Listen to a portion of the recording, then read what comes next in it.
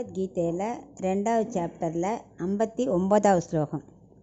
விஷயா வினிவர்த்தந்தே நிராகாரஸ்ய தேஹினஹ ரசவர்ஜம் ரசோப்யஸ்ய பரம் திருஷ்ட்வா நிவர்த்ததே. இப்போ இதுக்குள்ளே அர்த்தத்தை பார்க்கலாம். இந்திரியங்களை கண்ட விஷயத்தில் ஈடுபடுறதை நிறுத்தணும். அப்படி பண்ணால் கூட உடலோடு ஒட்டின்னு இருக்கும் ஆத்மாவை மற்ற விஷயங்களில் உள்ள ஆசையை முழுவதுமாக விளக்கணும். அது எப்படி கொஞ்சம் ஆசை ஒட்டின்னு இருக்கும் ஆத்மாக்குள்ளே, அதையும் நம்ம கம்ப்ளீட்டாக விளக்கணும். இப்போ கண்ணால் பார்க்கும் உணவை கண்ட இடத்துல சாப்பிடக்கூடாதுன்னு கண்ணை மூடிக்கிறோம். ஆனாலும் இந்த மனசு உள்ளுக்குள்ளே அந்த ஆசை என்ன பண்ணுறது, கொஞ்சம் கொஞ்சமாக அது மனசு அங்கே போகிறது. ஸோ அதையும் கட்டுப்படுத்துறது ரொம்ப கஷ்டம்தான். பட் ட்ரை பண்ணணும். நம்ம கொஞ்சம் கொஞ்சமாக மனசை கட்டுக்குள்ளே கொண்டு வரணும். புலன்களை முழுவதுமாக அடைக்கினாக்க ஆத்ம தர்ஷனம் கட்டியமாக கிட்டியும். அது கிடைக்காதுன்னு கிடையாது.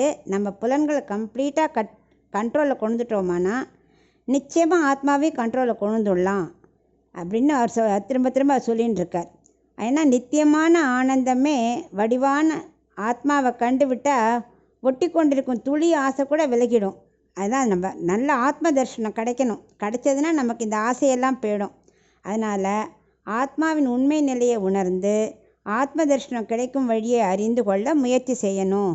அப்போனா தான் அவனுக்கு இந்திரியங்கள் கட்டுப்படுற மாதிரி மனசும் ஆத்மாவும் சேர்ந்து கட்டுப்படும் அப்படின்னு அவர் அவனுக்கு எக்ஸ்பிளைன் பண்ணுறார்.